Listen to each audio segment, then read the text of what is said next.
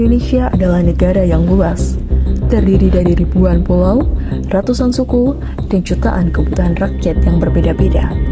Namun, bagaimana jika semua urusan harus menunggu keputusan dari pusat saja? Presiden Joko Widodo didampingi Gubernur Jawa Tengah Ganjar Pranowo meninjau rekonstruksi Jalan Raya Surakarta ke Bolong Purwodadi. Najwa, lihat deh, pemerintah sekarang gercep-gercep banget ya. Ini loh, jalanan rusak langsung dibenerin sama mereka. Tendanya sat-sat banget. Nggak kayak desain kamu yang gak nembak-nembak kamu itu. Apa sih Zara, daripada kamu punya crush tapi ngeghosting kamu? Kok arahnya ke situ sih? Ini loh, kita lagi bahas berita. Mana-mana sih? Oh, itu. Pemda sekarang tuh emang gercep banget karena itu ada otonomi daerah. Oh, iya ya. Tapi, apa tadi? Otonomi daerah. Apa sih otonomi daerah? Serius kamu gak tahu otonomi daerah? Terus kamu matkul PKN selama ini ngapain? Mikirin crush kamu doang? Kok ngarahnya ke situ lagi sih? Jadi otonomi daerah itu apa Ibu Najwa? Menurut Undang-Undang Nomor 23 Tahun 2014 tentang pemerintah daerah, otonomi daerah itu merupakan hak, kewenangan, dan juga kewajiban yang dimiliki pemerintah otonom untuk mengatur dan juga mengurus segala urusan pemerintahan mereka sesuai kebutuhan masyarakatnya.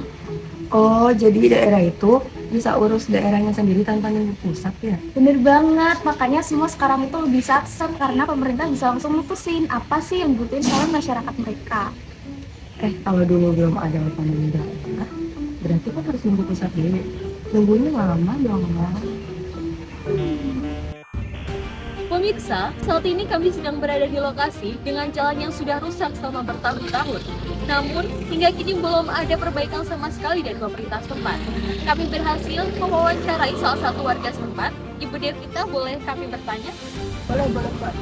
Itu jalan kayak gini nih Mbak, wah udah lama banget Mbak, udah bertahun-tahun pokoknya Mbak nggak dibenerin. Terus sebenarnya tuh ya Mbak, saya tuh udah lapor ke sana sini, cuman ya apa jawabannya Mbak, nunggu pusat terus terus gimana ya Mbak, uang nunggu pusat dari mana, pusat pembelanjaan kan ya Mbak. Berarti apakah memang betul belum ada tindakan sama sekali dari pemerintah? Uang daerah aja nggak punya wewenang tuh, terus habis itu anggaran, terus itu pusat, semuanya kan Apa ini? Masuk TV ya? bukan. Iya Ibu, silakan. Enak, masih kinyis gini loh dipanggil ibu. Cece. Dari Cece, apakah ada keluhan lain selain jalan yang rusak? Ada Mbak, ada. Niatnya mau bikin usaha kecil-kecilan gitu lah. Ya gitu biar bisa main paden. Saya lo udah siap semuanya Mbak. Saya tempat udah, bahan baku juga udah. Tinggal satu itu loh, surat izin dari Pak Kepala Desa. Itu lo nggak jadi, saya sampai stres.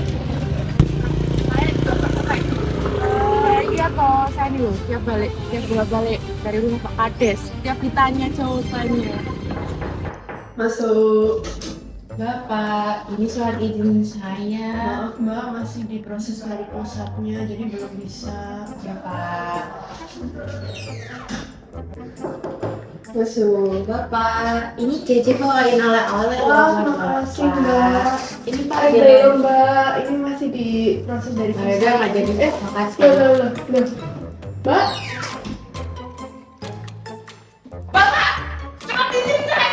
Kan lo yang nggak siap semua. Tempat udah, bahan baku udah.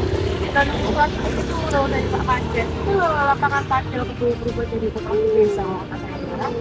Mbak, kalau misalnya di sini semuanya harus nunggu dari pusat, daerah yang wajib. Pemirsa, itulah potret nyata dari kewenangan pemerintah yang masih bersifat sentralisasi atau terpusat. Warga daerah harus bersabar berempat-empat hanya untuk kepentingan yang sebenarnya bisa diselesaikan tingkat lokal atau daerah saja. Laporan kami sampai di sini, terima kasih dan sampai jumpa. Berita itu sampai ke telinga para wakil rakyat. Melihat luasnya wilayah Indonesia dan beragamnya kebutuhan tiap daerah, pemerintah mulai merancang sebuah perubahan besar.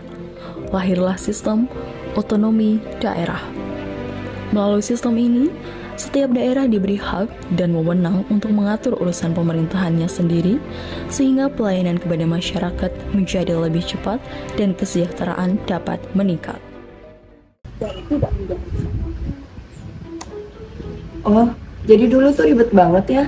Harus nungguin dari pusat dulu, baru di daerahnya bisa gerak. Iya, makanya otonomi daerah itu penting banget untuk dilakuin karena pemerintah itu bisa tahu apa sih yang sebenarnya harus dibenerin dan kita nggak harus antri panjang untuk ngaduin adanya jalan bolong. Oh, pantesan sekarang Pemda sat-sat banget kayak kereta bus. Ternyata mereka udah punya wewenang sama anggaran sendiri. Iya, itu salah satu bukti nyata adanya otonomi daerah dan dari situ pelayanannya lebih satset dan lebih sesuai sama apa yang sebenarnya dibutuhin. Keren ya Pemda sekarang. Otonomi daerah bukan sekedar istilah hukum, namun bukti atas kebutuhan nyata masyarakat Indonesia. Dengan adanya otonomi daerah, pemerintah bisa mengatur segala urusan sesuai dengan kebutuhan daerahnya masing-masing. Hasilnya, jalan rusak bisa lebih cepat diperbaiki, izin usaha bisa diproses di skala lokal maupun daerah, dan kebutuhan masyarakat di daerah itu bisa lebih cepat dipenuhi tanpa harus menunggu berbulan-bulan dari pemerintah pusat. Otonomi daerah ini adalah wujud nyata dari demokrasi dan semangat Bhinneka Tunggal Ika, berbeda-beda tetapi tetap satu tujuan, yaitu kesejahteraan masyarakat. Nah, sekarang Cece sama yang lain mau kasih kalian pertanyaan nih. Menurut kalian, apa sih tantangan terbesar dalam otonomi daerah di Indonesia saat ini? Apakah semua daerah sudah siap untuk mengelola kewenangan otonomi daerah secara mandiri?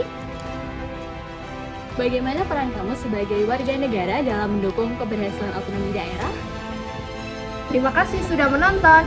Jangan lupa tulis jawaban kalian di kolom komentar ya. Dekat pelayanannya, nyata sejahteranya. Sampai jumpa.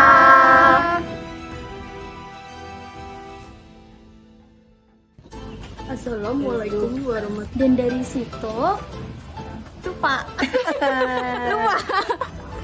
Jangan. Ayo. Satu. Mau kasih ke Kak. Agak banter. Apa sih tantangan terbesar di otonomi? Otonomi itu apa? Apakah semua daerah dan nggak ada jawaban gitu? Saya tuh sebenarnya udah lapor di sini.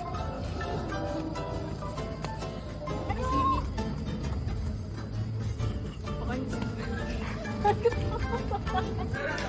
Tiga.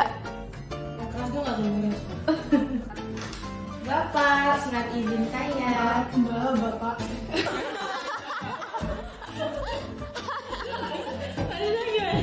Tiga.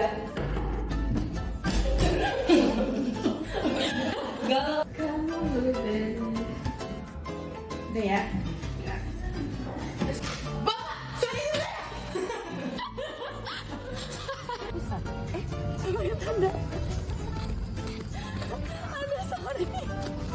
Belum ada, aduh sorry, mataku kena dengan jalanan yang sorry. Kolom komentar ya jawaban kalian. Dekat pelayanannya.